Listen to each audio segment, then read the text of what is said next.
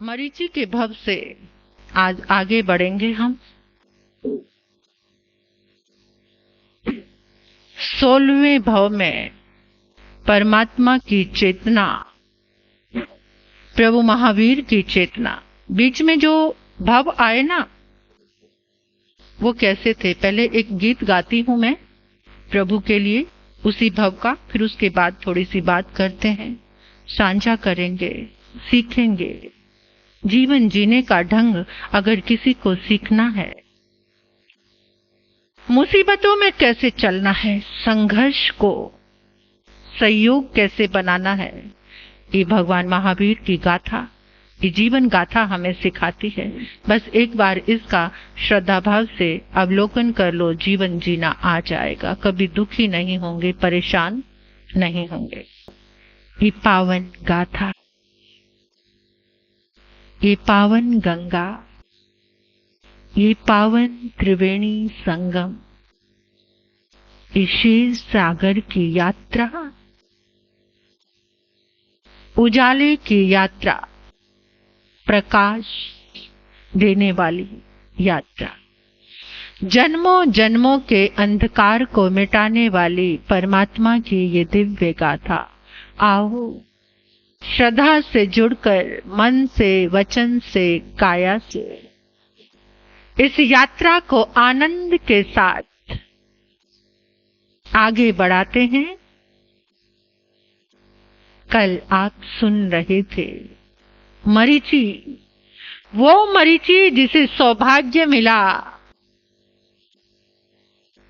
पहली सिद्धा मरुदेवी माता का परपौत्र बनने का, जिसे सौभाग्य मिला प्रथम तीर्थंकर आदिनाथ भगवान के पौत्र बनने का, जिसे सौभाग्य मिला प्रथम चक्रवर्ती भरत के पुत्र बनने का, और सौभाग्य मिला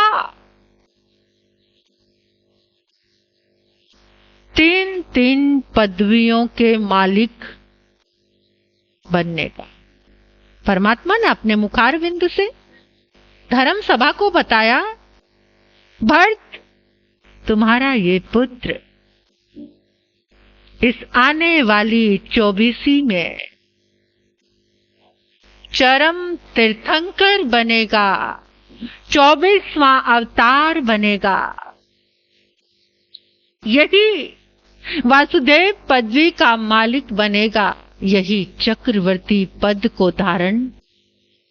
सोचकर देखो, इतनी अचीवमेंट, हम कितने छोटी सी। कोई आपकी दुकान पर आकर एक दिन में ही करोड़ों का माल खरीद कर ले जाए, आप अपने आप को बादशाह समझने लगते हैं, है ना? अहंकार आ जाता है ना? क्या भाव आ जाता है? या खुशी। लेकिन गौर करो, वो कितनी समय की है, कितने समय की। नोट करना अपने लाइफ में कि वो खुशी आपको कितनी देर के लिए मिली है। तीन तीन पदवियां ऐलान हो गए, अनाउंसमेंट परमात्मा के मुखारविंद से। वाह, गजब। मैं सोच रही थी, चिंतन कर रही तो सीरन हो रही थी, रोम रोम में स्पंदन हो रहा था। इतना सब सुनने के बाद परमात्मा के ही दरबार में एक अपराध हो गया, बहुत बड़ा अहंकार आ गया। क्या? मैं तीर्थंकर बनूंगा, चक्रवर्ती बनूंगा, वासुदेव बनूंगा, और अहंकार से क्या हो गया? निम्न गोत्र। और एक और, परमात्मा की चेतना मरीचि के भव के बाद कभी भी बड़ा पुत्र बनके नहीं जन्मी। बड़े पुत्र को राजगद्दी दी जाती है ना, ये परंपराएं। कभी भी परमात्मा की चेतना इस सूक्ष्म से अहंकार के कारण कभी भी बड़ा पुत्र बनकर नहीं जन्मी, कभी भी। देखो, और मरीचि ने अंतिम समय में प्रतिक्रमण नहीं किया, आलोचना नहीं की, और फिर जन्मों की श्रृंखला चली। क्या? वही त्रिदंडी तप बहुत किया, लेकिन कौन सा तप? बाल तप, अकाम तप। उस तप में कहीं भी निर्जरा, उस तप में कहीं निर्जरा नहीं थी। देखो, तप करना आसान है क्या? लेकिन सम्यक तप करना, सम्यक बोध आना। देवलोक में जा रहे हैं, पुण्य, क्योंकि तप से पुण्य तो मिलता ही मिलता है। तपस्या में पुण्य की श्रृंखला चल रही है, देवलोक स्वर्ग मिल रहा है, फिर धरती पे आ रहे, फिर त्रिदंडी, लेकिन जिन शासन नहीं मिला। हम सब, आप सब कितने सौभाग्यशाली हैं जिन शासन मिला। शासन मिला प्रभु का, सौभाग्य है हमारा। शासन मिला प्रभु का, सौभाग्य है हमारा। आराधना हो ऐसी ना जन्मे दोबारा। आराधना हो ऐसी ना जन्मे दोबारा। शासन मिला प्रभु का, सौभाग्य है हमारा।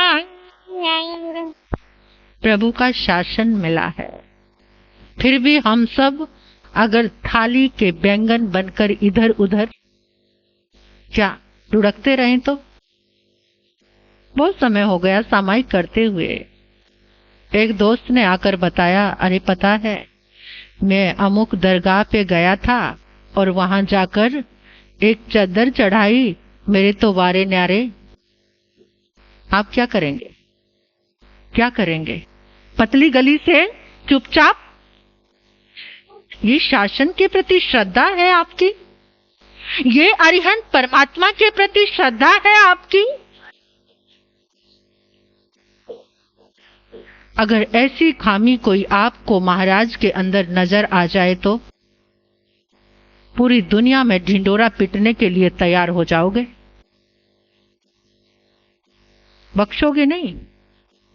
और खुद की तरफ देखा कितनी खामियां हैं। महाराज से एक गलती हो जाए तो पूरी दुनिया में फोन खटका दोगे। एक बात पूछती हूं आपसे, आपका जो कार्य है, काम व्यापार, 1 नंबर का है या 2 नंबर का है? बीच में 2 नंबर की कोई गुंजाइश नहीं? हाँ,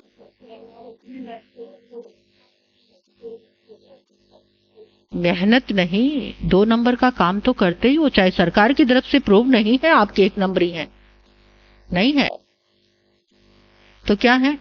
2 नंबरी। 2 नंबरी महाराज जी कैसे चाहिए आपको? हाँ, महाराज जी आपको 1 नंबरी चाहिए और आप खुद जो मतलब जॉब वगैरह लाइन है वो 1 नंबर है, वो ठीक है, लेकिन फिर भी इंसान घुसा रहता, कोशिश करता है कोई साइड में ऐसा बिजनेस हो जाए कि 2 नंबर की कमाई से और ज्यादा धनवान। 2 नंबर वालों का अन्न खाकर कोई 1 नंबरी कैसे रह सकता है? बताओ मुझे। 2 नंबर वालों का अन्न खाकर कोई साधु 1 नंबरी रह जाएगा क्या? जैसा खाए अन्न वैसा हो जाए। स्वीकार करो इस बात को, पर स्वीकार नहीं है। अपने बच्चों के लिए, अपने परिवार के लिए सब अनाप शनाप आपको स्वीकार है, लेकिन आप खुद ही अपने धर्म की हानि करने वाले बन जाते हैं। ये जितने भी आजकल ये व्हाट्सएप निकल रहे हैं ना मैसेजेस, उससे धर्म ऊपर नहीं जा रहा है, एक छोटी सी बात भी दुनिया को बताने के लिए ललायत रहते हैं, ललायत, जिसमें माइनस है सब कुछ, लेकिन नहीं करना है। ये ऐसा शरारती दिमाग आ चुका है, ये करना है। धर्म जिन शासन की जो हानि कर रहे हैं उनको दोबारा जिन शासन नहीं मिलेगा। धर्म संघ में फूट डालने वाले को दोबारा जिन शासन नहीं मिलेगा, नहीं मिलेगा। तो इसलिए देखो, मरीची के लिए अनाउंसमेंट हो चुकी कि सब कुछ मिलेगा, लेकिन फिर भी जो सम्यक्त्व था वो उससे दृष्टि विपरीत हो गई और क्या मिल गया? इतने जन्मों की तपस्या राख में घी डालने जैसी चल रही है। तप रहा है, तप रहा है, परमात्मा की चेतना तप कर रही है, लेकिन कैसा तप? पूरा घी राख में, जो कोई उपयोग नहीं है, कोई उपयोग नहीं है। वो चेतना भवों को पार करती, उन भवों की गणना संक्षिप्त में ही मिलती है, बहुत ज्यादा नहीं। हमारे आगमों में, कुछ चूर्णी में, निर्युक्ति में, ऐसे परमात्मा का जीवन। लेकिन मैं नमन करती हूँ उन गुरु भगवंतों को, क्योंकि हम तो पकी पकाई को परोस रहे हैं। मेहनत उन्होंने की है, मैं अपनी बात कह रही हूँ। हम तो पकी हुई कोई आपके सामने परोस रहे हैं, लेकिन जिन्होंने एक एक सूत्र परमात्मा के जीवन का निकाल कर हमारे सामने परोसा, मैं उनके लिए बहुत कृतज्ञता ज्ञापित करती हूँ कि आपने जो दिया है हम आपको उसका निमित्त बन रहे हैं। परमात्मा की चेतना इतने भवों की यात्रा करके अब 16वें भव में आ रही है विश्वभूति का भव। दो भाई हैं, राजा विश्वनंदी और विशाखभूति, दोनों के पुत्र हैं। एक का पुत्र है विशाखनंदी और एक का पुत्र है विश्वभूति। जो विश्वभूति है वो छोटे भाई का पुत्र है, जो विशाखनंदी है वो बड़े भाई का पुत्र है। लेकिन विश्वभूति बहुत पराक्रमी, साहसी, शौर्य वाला, बलिष्ठ, देह यष्टि, क्योंकि इतना तप जो किया था, तप से देह का सौंदर्य मिलता है। देह यष्टि बहुत सुंदर, पराक्रम, जो भी अपने आप को तपाता रहता है, पुरुषार्थ से पुरुषार्थ करता रहता है। और विशाखनंदी वो बड़ा है, भीरू है, कमजोर है, कायर है, पुरुषार्थी नहीं है, लेकिन फिर भी वो राजगद्दी का मालिक, क्योंकि बड़ा है और बड़े पिता का पुत्र है, तो राजगद्दी उसी के पास आने वाली है। परमात्मा के इस भाव को सुनते जाना, सुनते सुनते रोंगटे खड़े हो जाते हैं। एक छोटी सी भूल, एक छोटी सी चूक किस कदर भटका देती है। और हम तो बिल्कुल ही गलतियों के पुतले हैं, हम भूलों से ही टोटली ये जीवन बना हुआ। क्या होगा हमारा, कैसे? लेकिन हिम्मत मत हारना, गिर के उठने का साहस होना चाहिए, तो उठ ही जाएंगे। गिरेंगे तो उठने का साहस रखना। विश्वभूति ने एक बार मां को आकर बताया, मां, ये कौन सी परंपरा है? काबिल तो मैं हूं, शौर्य तो मेरे पास है, हिम्मत तो मेरे पास है, लेकिन फिर भी राज्य का उत्तराधिकारी विशाखनंदी क्यों मां? मां ने कहा, बस यही परंपराएं बनी हुई है। राजा का भी वो बहुत प्यारा था, बड़े पिता यानी जो राजा थे वो बहुत प्यार करते थे। विश्वनंदी राजा उनको बहुत प्रेम करते थे, लेकिन फिर भी अपने पुत्र के साथ ज्यादा मोह था कि राज्य का उत्तराधिकारी यही बने। विश्वभूति का एक बहुत बड़ा शौक था। राजा का एक उद्यान था, राजसी उद्यान, उसका नाम था पुष्प करंडक नामक उद्यान। तो वहां पर तरह तरह के फूल, बूटे, पेड़, पौधे, उद्यान, क्यारियां बनी हुई थी, रहने का एक महल बना हुआ था। तो जब तब राज्य के लोग थोड़ा सा उकताते थे तो वहां पर जाकर अपना समय व्यतीत किया कर। जैसे आजकल फार्म हाउस लोग रिलैक्स होने के लिए क्या बनाते हैं, फार्म हाउस बनाते हैं ना, वहां पर जाके थोड़ा रिलैक्स होते हैं, परिवार जाकर वहां मनोरंजन करता है, मौज मस्ती करता है। तो ऐसे ही विश्वभूति को उस उद्यान के साथ बहुत लगाव था। बड़े हुए दोनों राजकुमारों का विवाह हो गया। विवाह हुआ तो विश्वभूति अपनी रानियों को साथ में लेकर के पुष्करंडक उद्यान में पहुंच गए। विशाख नंदी की दासियां फूल चुनने के लिए उद्यान में गई और जाकर उनकी मौज मस्ती देखी, मनोरंजन देखा। और आपको पता है, जब से राज्य टूटे हैं, जब से राजमहलों में, जब तब राजमहलों में कुछ घटित हुआ है तो वहां एक दासी खड़ी मिली है ना। राम को वनवास पहुंचाने वाली कौन थी? मंथरा जैसी एक दासी। हर जगह आप जहां देखोगे वहां एक दासी खड़ी मिलेगी, आपको घर को तोड़ने की, परिवार को तोड़ने की, राज्य को तोड़ने की। तो वहां पर भी वो दासियां देख रही, वाह क्या मौज मस्ती कर रहा है, थोड़ा तो अच्छा बन जाए। और आ गई राजमाता के पास। राजमाता, बेकार है आपका जीवन। क्यों, ऐसा क्यों बोल रही है? अरे आपका जो अपना बेटा है, उसको बड़ा होने के बाद भी वो भाग्य नहीं मिला जो सौभाग्य विश्वभूति को मिला। हुआ क्या? अरे राजमाता,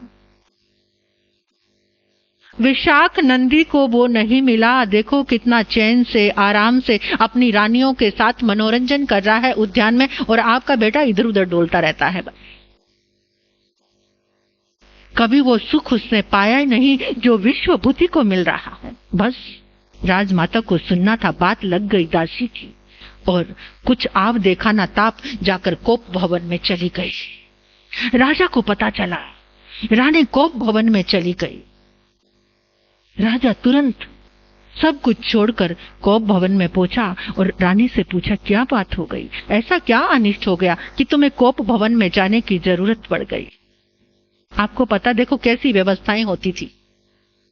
मतलब राजमहलों में एक कोप भवन बना होता था कि जिसको क्रोध आए, गुस्सा आए तो वहां जाकर प्रवेश,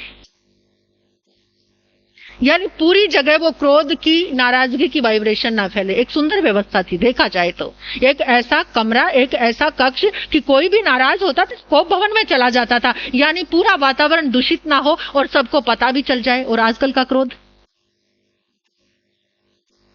कहां कहां फैल रहा है। घर में किसी को क्रोध आता है? आप तो डाइनिंग टेबल पर जो क्रोध करते हैं सारे भोजन में, सारे भोजन को दूषित कर देते हैं। रसोई घर में बहनें क्रोध करती हैं, रसोई घर में सारे भोजन को, सारी रसोई घर की एनर्जी को दूषित कर देती हैं। भोजन बनाते हुए क्रोध आया हुआ है और फटाफट उठा पटक पटक पटक कर करके उसमें सारा क्रोध, और फिर वो सारा क्रोध किसके पास ट्रांसफर कर दिया? सासू जी ने कुछ कह दिया, सुबह सुबह बच्चे के लिए स्कूल भेजना है, दूध गर्म करना, क्रोध में पांव पटकती आई, दूध गर्म कर रही है, उसके लिए नाश्ता बना रही है, सुबह सुबह क्या खिला दिया उसको। फिर आके कहते, महाराज साहब मेरे बच्चे को बहुत क्रोध आता, कोई शांति का उपाय तो बताओ। अरे तुम खुद ही तो क्रोध खिला रहे हो, पिला रहे हो, तो शांति कहां से आएगी? एक ऐसी सुंदर व्यवस्थाएं थी, पता चलता था कि कौन नाराज हुआ है, यानी उस कोप भवन में चले जाते थे। एक कक्ष अलग से नाराजगी का, क्रोध करने का, यानी सारी एनर्जी बाहर ना फैले, नेगेटिव एनर्जी से बचाव रहता था। राजा गया कोप भवन में, रानी से पूछा, कहती बेकार है मेरी जिंदगी, मेरा तो जीवन ही बेकार है। क्यों? आप राजा बनी और मेरा पुत्र, अरे वो विश्वभूति हर समय मौज मस्ती करता रहता है। मेरे पास विशाख नंदी आया, उसको भी उद्यान में जाना है, लेकिन कैसे जाएगा? वहां तो विश्वभूति बैठा अपनी रानियों के लिए मौज मस्ती कर रहा है। राजा ने कहा, महारानी सुनो, ये एक परंपरा है। जब तक कोई उस उद्यान को खाली करके अपनी इच्छा से वापस नहीं आएगा तब तक दूसरा नहीं जाएगा। ये हमारी व्यवस्था है, ये राज व्यवस्था है। इस राज व्यवस्था में मैं कुछ भी नहीं कर सकता और ये राज व्यवस्था सबको मालूम है, चाहे सबको मालूम हो। अगर मुझे इस कोप भवन से बाहर देखना है तो विश्वभूति को उद्यान से तुम्हें निकालना ही पड़ेगा। किसी का होम मिनिस्टर ऐसी सीख देने वाला हो जाए तो वो घर, वो राज्य कभी अच्छा फलीभूत नहीं हो सकता। राजा ने रानी को आश्वासन दिया, देखता हूं, कुछ योजना लगाता हूं जिससे ये पॉसिबल हो सके। राजा आया, राज सिंहासन पर तो बैठा है, लेकिन लकीरें मंत्री को साफ नजर आ गई कि राजा के मन में कुछ वेदना है। तो मंत्री ने पूछा, महाराज बात क्या है? और राज खुलवा लिया और राज खुला। अब मंत्री ने कहा, आप निश्चिंत रहो महाराज, निश्चिंत। सांप भी मर जाएगा और लाठी भी नहीं टूटेगी, आप चिंता मत करो। और मंत्री ने कुछ ऐसा यंत्र घुमाया कि इतने में ही क्या होता है, एक सामंत का प्रवेश होता है, उसके हाथ में एक बहुत बड़ा लाल रंग का पत्र होता है। राजा को पत्र पकड़ाया, राजा ने वो पढ़ा और सबको बताया कि पुरुष सिंह जो सामंत है उसने युद्ध का ऐलान भेजा है। देखते जाना षड्यंत्र इंसान किस तरह से करता है। उसने ऐलान भेजा है कि मेरे साथ युद्ध करो, और उसी समय मंत्री ने युद्ध की भेरी, जैसे ही युद्ध की भेरी बजी और आवाज किसके पास चली गई? विश्वभूति के पास। अब विश्वभूति को कुछ अच्छा नहीं लग रहा, दौड़ दौड़ कर एकदम आया, तात तात तात, ये क्या हो गया, क्यों की भेरी बजी? कुछ पता भी नहीं था। अचानक पुरुष सिंह सामंत ने बगावत कर दी है, इसलिए युद्ध की भेरी बजी है। अब मुझे युद्ध के लिए जाना है। तात, मेरे रहते मेरा पौरुष, मेरा बल किस काम आएगा? जिसने जितना ज्यादा तप तपा होता है उसके अंदर उतना ही पौरुष और बल बहुत ज्यादा होता, या सेवा की होती है। बाहुबली 500 संतों का आहार लेकर आते थे पूरब भाव में, और यहां पर भरत चक्रवर्ती से भी ज्यादा बल के मालिक बन गए। बाहुबली आदिनाथ भगवान के पुत्र केवल संतों की सेवा करते थे, गोचरी पानी लाने की सेवा करते थे। तप से और सेवा से बल मिलता है, शक्ति मिलती है, शरीर सौष्ठव सौंदर्य मिलता है, आत्मा बलवान होती है।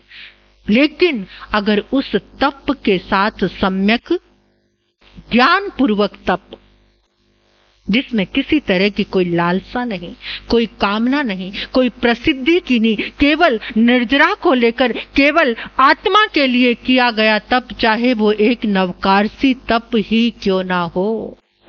आप जितने सब लोग बैठे हैं नवकारसी करते हैं? आप तो जी कहेंगे, और पीछे चेयर पे बैठे हैं उनसे पूछना चाहती हूँ।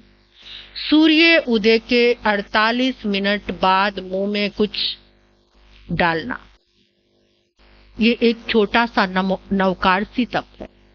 अगर इस नवकारसी तप की भी आप आराधना करते हैं तो आपके नरकों के बंधन टूट जाते हैं। परमात्मा ने राजा श्रेणी को नवकारसी तप का महत्व बताते हुए, कितना सूक्ष्म है, कितना छोटा है, कितना सहज है, कितना सरल है। तो आज अगर परमात्मा प्रभु महावीर का ये जन्म कल्याणक की इस यात्रा में शामिल हो तो एक नवकारसी तप का संकल्प जरूर लेकर जाना कि हर रोज क्या करना है। करेंगे सभी? आज से प्रतिज्ञा करना, सुबह उठकर इस देह का बहुत पालन पोषण कर लिया, सूर्य उदय से पहले ही बहुत कुछ अंदर डाल लिया, क्या बना? क्या रोग आने रुक गए? क्या आप स्वस्थ हो गए? जब हम तप करते हैं तभी हम स्वस्थ होते हैं। आजकल तो डॉक्टर भी यही कहते हैं, भाई वीकली एक फास्ट तो होना चाहिए, थोड़ा इस बॉडी को रिलैक्स करो, कुछ मत डालो इसमें, तभी आप स्वस्थ रह सकते हैं। और ये जिन शासन तो स्वस्थता के सारे सूत्रों को समेटे हुए है, पर उस पे कोई अमल करने वाला चाहिए। ठीक है, कर्म आता है, वो भोगना ही पड़ता है। निदित और निकाचित, जो निकाचित कर्म है वो भोगना पड़ेगा, लेकिन भोगते भोगते आपको दर्द नहीं हो रहा, ये कैसे पॉसिबल है? कर्म का उदय काल तो आ गया, असाता वेदनी का उदय काल आ गया, लेकिन उसमें आपको पीड़ा महसूस नहीं हो रही। मैंने कितने बड़े बड़े महासतियों जी को, संतों के बारे में सुना है कि जब उनको तकलीफ होती थी, हमारे राजमती जी महाराज साहब, महासती पार्वती जी महाराज साहब की शिष्या, जब उनको कोई वेदना, कोई तकलीफ होती थी तो वो आइंबिल का पचखान ले लेते थे। और श्रावक लोग आके जब विनती करते थे, महाराज साहब कुछ औषधि की कृपा करें, तो वो कहते थे मैंने औषधि ले ली है। क्या? आइंबिल की औषधि, और वो स्वस्थ हो जाते थे। अभी भी हमारे एक महाराज जी हैं लुधियाना में, उषा जी महाराज, उन्होंने मुझे बताया कि मेरा बुखार नहीं टूट रहा था, तो पहले तो मैंने दवा की, दवा से भी नहीं बुखार उतरा। कहते मैंने उपवास पचक लिया, उपवास के बाद बेला, बेले के बाद तेला, कहते कहते करते करते मैंने 12 उपवास कर लिए, और मेरा रोग बुखार कहाँ चला गया? मुझे ये तप की ताकत है। और जब हम परमात्मा की स्तुति करते हैं, भक्ति करते हैं, जैसे अब हम महावीर गाथा सुन रहे हैं, अगर आपके भीतर कुछ ऐसा रस आ जाए, आप प्रसन्न होकर, रोम रोम से आह्लादित होकर, तो हमारी बॉडी में कितने सारे ग्लैंड हैं, कितने सारे ग्लैंड हैं, थायराइड ग्लैंड है, पिट्यूटरी ग्लैंड है, और भी कितने सारे। उन ग्लैंड से हर समय एक रस निकलता है, एक रसायन निकलता है। जिस समय हमारे अंदर स्पंदन, मेरी बात सबको समझ आ रही है? जिस समय हमारे अंदर शुभ स्पंदन होते हैं, शुभ स्पंदन, हमारे रोम रोम में स्पंदन होता है, तो वो जो ग्लैंड है उनके अंदर से कौन सा रस निकलता है? अमृत रस।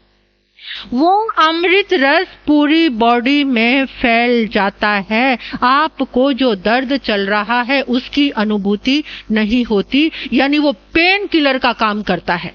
वो रस किसका काम करता है?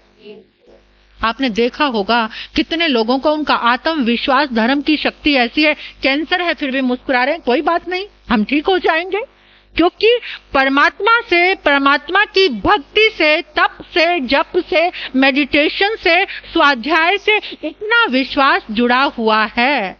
और वो विश्वास क्या काम करता है? वो वेदना नहीं हो रही। क्यों? क्योंकि अंदर पेन किलर रस स्रवित हो रहा है। और एक बात और पूछना चाहती हूं आपसे, ये जन्म कल्याणक की पावन वेला में हम हमेशा से एक बात सुनते आए हैं और पढ़ते आए हैं गुरुओं से कि ना कोई सुख देने वाला है और ना कोई। आप अटल हैं इस सिद्धांत पर? कायम है? कोई सुख देने वाला नहीं, सिर्फ अपने कर्म है, दूसरा कोई व्यक्ति विशेष नहीं है। पक्का?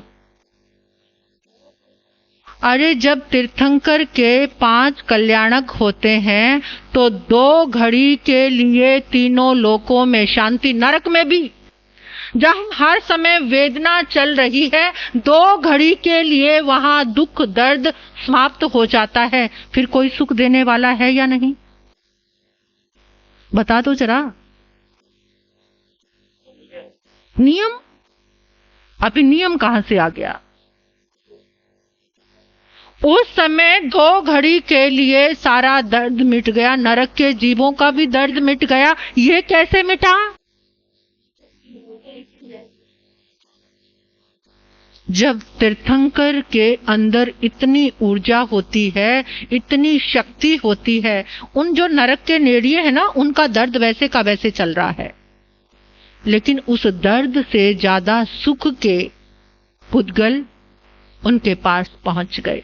दर्द तो चल रहा है, जैसे हमारे पेट में दर्द हुआ, दर्द तो है, डॉक्टर ने इंजेक्शन लगा दिया। कौन सा? Pain killer. दर्द तो वैसे का वैसे है, लेकिन उस पेन किलर की गफलत में हमें वो दर्द महसूस, क्योंकि वो जो पेन को खत्म करने वाला है उसकी अधिकता उतने समय के लिए ज्यादा हो गई। तीर्थंकर परमात्मा के वो शुभ पुद्गल इतने पावरफुल होते हैं, इतने पावरफुल होते हैं कि उस समय 2 घड़ी के लिए, मेरा विश्वास है, अब ये मेरी भावना है, आपके अंदर जो बैठा है वो आपकी भावना है, लेकिन मेरे अंदर तो ये चीज घर कर गई है कि जब जब तीर्थंकर का नाम लेंगे, जब जब तीर्थंकर ऊर्जा से जुड़ेंगे, हमारे सारे दुख दर्द, और ये आत्मा भावित हो जाएगी तीर्थंकर ऊर्जा से। क्या ये आत्मा अपने आप ही तीर्थंकर ऊर्जा से पावरफुल हो जाएगी? तो ऐसी तीर्थंकर शक्ति, इसके लिए चैलेंज है कि सुख मिल सकता है तो तीर्थंकर परमात्मा की आराधना से ये आत्मा सुखी हो सकती है, होती आई है। तो ऐसी ये श्रृंखला, हम अति पुण्यशाली हैं। मैं तो समझती हूँ अपने आप को, और रोज अपने पुण्य की, अपने भाग्य की, अपने सौभाग्य की प्रशंसा करती हूँ, अहोभाव से भर जाती हूँ। वाह मेरा जिन शासन, वाह मेरे परमात्मा का मार्ग, ये जो मिला है इससे बड़ा सौभाग्य और कौन सा हो सकता है। आप भी ऐसी श्रद्धा से जुड़िए, जब कोई तकलीफ आए ना तो लोगस पढ़ना शुरू कर दीजिए, आपका मन दुख से मुक्त हो जाएगा, सहनशीलता आएगी।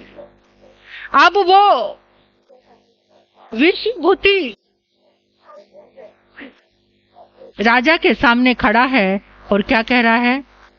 आप युद्ध के लिए नहीं जाएंगे तात? अचानक कैसे बगावत आ गई? किसने बगावत कर दी?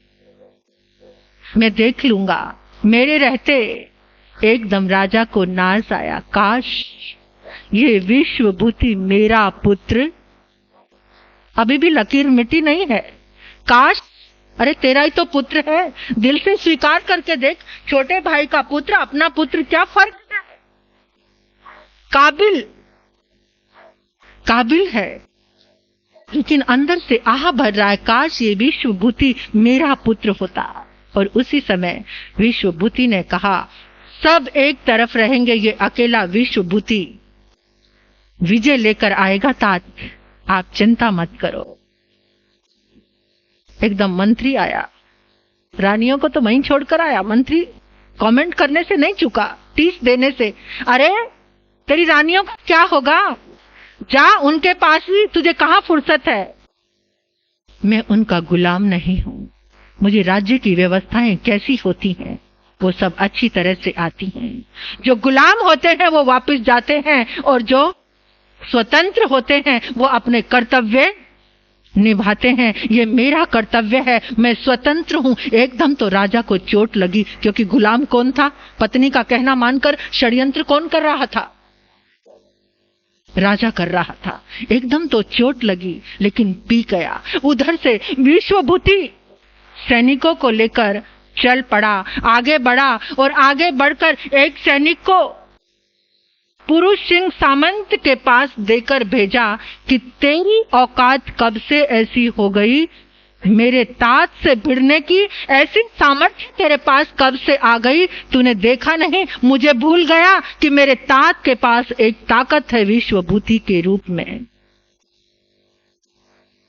पुरुष सिंह सामंत के पास जब सैनिक पहुंचा, उसने कहा, बगावत में ये सब क्या चल रहा है? वृद्ध मंत्री था, वृद्ध मंत्री को पुरुष सिंह ने उपहार देकर के विश्वभूति के स्वागत में भेजा, और जाकर हाथ जोड़कर कहने लगा, राजकुमार यहाँ कोई बगावत नहीं हुई है, यहाँ कोई बात ही नहीं है बगावत की, ना कोई युद्ध की बात है। हम तो आपके मित्र हैं, प्रिय हैं और सदा ही आपका सम्मान करते हैं, आपके पौरुष का लोहा मानते हैं और आपके साथ मिलकर काम करना चाहते हैं। बगावत किसने कह दी? युद्ध की बेरी तो बची थी, बगावत का ही संदेश मिला था मुझे तात से। वृद्ध मंत्री को सब कुछ समझते देर ना लगी और उन्होंने कहा, राजकुमार, बगावत तुम्हारे वहां से शुरू हुई है, धोखा तुम्हारे साथ हुआ है और मेरे साथ मेरे तात क्यों मुझसे धोखा करेंगे? ऐसा नहीं हो सकता, ऐसा झूठा प्रलाप करने का तुम्हें कोई अधिकार नहीं है। तो राजकुमार, मुझे एक बात बताओ कि जब तुम्हें यह संदेश मिला तुम उस समय कहां थे? तो राजकुमार ने कहा, मैं पुष्प करंडक उद्यान में रानियों के साथ मनोरंजन में था। देर ना लगी समझते, युवराज, तुम्हारे घर में बगावत हुई है, धोखा तुम्हारे घर से चला है। ये सारी योजना, सारा काम तुम्हें उद्यान से बाहर निकालने का। राजकुमार ने उसे तेजी से चुप कराया, क्योंकि उसे अपने तात पर बहुत भरोसा था, बहुत विश्वास था। तेजी से दौड़ता दौड़ता राजमहलों में पहुंचा और कहा, तात, युद्ध की तो कोई बात ही नहीं थी, ये संदेश आपको कहां से मिला? लगता है मंत्रिमंडल में मंत्रणा बहुत गलत हुई है। मंत्री ने एकदम जोर से बोला, तुझे किसने सलाहकार बनाया है? चुप करके वापस चला जा। और उधर क्या होता है, जब वो युद्ध के लिए गया था तो उधर विशाख नंदी अपनी रानियों को लेकर के उद्यान में पहुंचा और विश्वभूति की जो रानियां थी उनका बड़ा अपमान करके वहां से बाहर निकाल दिया। और बाहर निकाला तो वो महल में आई और सारी की सारी बातें उनको पता चल गई। अब जब विश्वभूति लौटा तो रानियां भी अपने अपमान का बदला लेना चाहती थी, क्योंकि उनको भरोसा था हमारे पति की भुजाओं में कितना बल है और वो कितने शक्तिशाली हैं। तो रानियों ने बात छिपा ली और वो बदला लेना चाहती थी। उन्होंने कहा, स्वामी, चलो वापस उद्यान में चलते हैं। विश्वभूति को कुछ भी नहीं पता कि विशाख नंदी उद्यान में, देखो, घर के छोटे छोटे षड्यंत्र, घर की छोटी छोटी राजनीति कैसे जीवन तबाह कर देती हैं।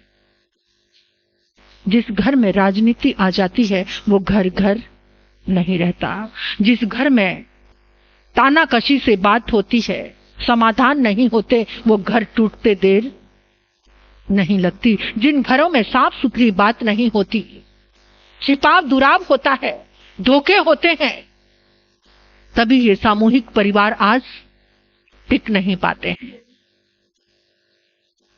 आ गया, चल पड़ा रानियों को लेकर, और जैसे ही उद्यान के द्वार पर पहुंचा, द्वारपालों ने रोका, कहां जा रहे हो? विशाख नंदी पहले से ही रानियों के साथ है। विशाख नंदी भी अट्टहास करता हुआ आया। इतना रसिया है क्या तू? तेरा उद्यान के बिना दिल नहीं लगता? हर समय उद्यान में ही पड़े रहना चाहता है? दो चार कटु वचन।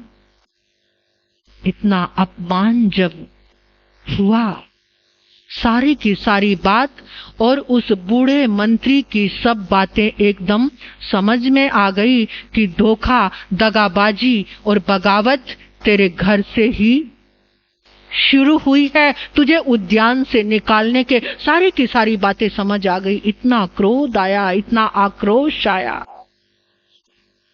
उन रानियों पर भी क्रोध आया। इनको भी पता था सब कुछ, फिर भी मेरा अपमान कराने के लिए इस उद्यान में लेकर आई। तेजी से घोड़े पर बैठा हुआ है, बाहर निकलने लगा। वहीं बाग के बाहर, उद्यान के बाहर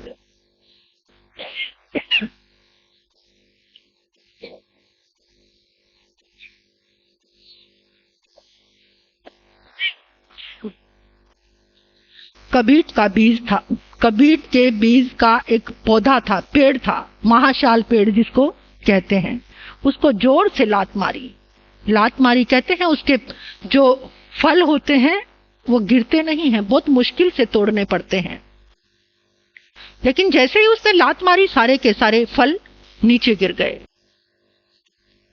रानियों से कहा, मैं चाहूं तो सब के सिर ऐसे ही जमीन पर गिरा सकता हूं, लेकिन मैं कायरों के मुंह लगना नहीं चाहता। चल पड़ा, घोड़ा भी वहीं पर छोड़ दिया। राज महलों में नहीं गया, राज दरबार में नहीं गया, राजा के पास नहीं गया। इस दुनिया में मेरा कोई नहीं, सब धोखेबाज है। जिनको इतना शिद्दत से अपना समझा था, जिनके लिए ये जीवन न्योछावर था, कुर्बान था, उन्हीं ने धोखा दिया। पिता ने अपने पुत्र को उद्यान में भेजने के लिए और मुझे मेरे साथ ये षड्यंत्र किया। इस दुनिया में मेरा कोई भी साजिश में सब शामिल है, सब शामिल है। चल पड़ा, चल रहा है जंगल की ओर, चल रहा है, अंदर से भी चल रहा है, बाहर से भी चल रहा है, भीतर से भी चल रहा है। चलते चलते परमात्मा की चेतना है, याद रखना। 16वां भव विश्वभूति का प्रभु महावीर की चेतना चल रहा है। इतना उद्गिन है, इतना हताश, इतना उदास, कभी आक्रोश आता है, कभी उदासी। इस दुनिया में अब कोई भी मेरा, कितनी झूठी है ये दुनिया, कितने झूठे हैं ये रिश्ते, कितना झूठा है ये राजमहल, सारा कुछ इतना बेवफा, कोई भी अपना नहीं। उसी समय सामने से संभूति विजय जी महाराज अपने धर्म संघ के साथ चले आ रहे थे। संभूति विजय ने सामने से, अंदर से व्याकुल, परेशान, क्लांत विश्वभूति को देखा। विश्वभूति तेजी से आगे बढ़ा तो मुड़कर संभूति विजय ने कंधे पर हाथ रखा। बंधु। जैसे ही बंधु सुना, एक पल के लिए रुका, उसी समय हाथ हटाया।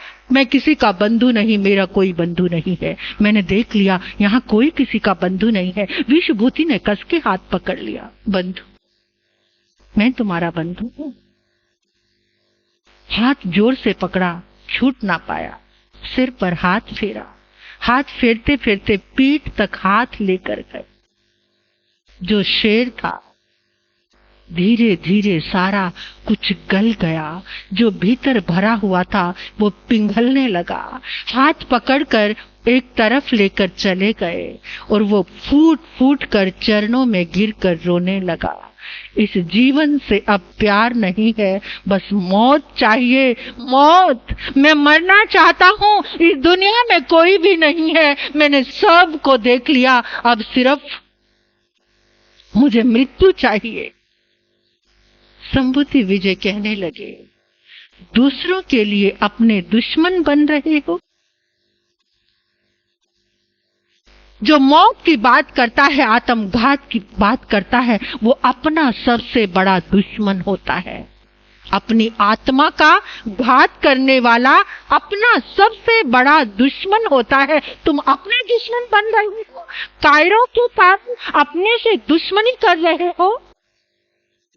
मैं तुम्हें संभालूंगा। ये अनमोल जीवन है, बड़ी मुश्किल से मिलता है। इस जीवन को है जिंदगी कितनी खूबसूरत, जिन्हें अभी पता नहीं है जिंदगी कितनी खूबसूरत, जिन्हें अभी पता नहीं है। कोई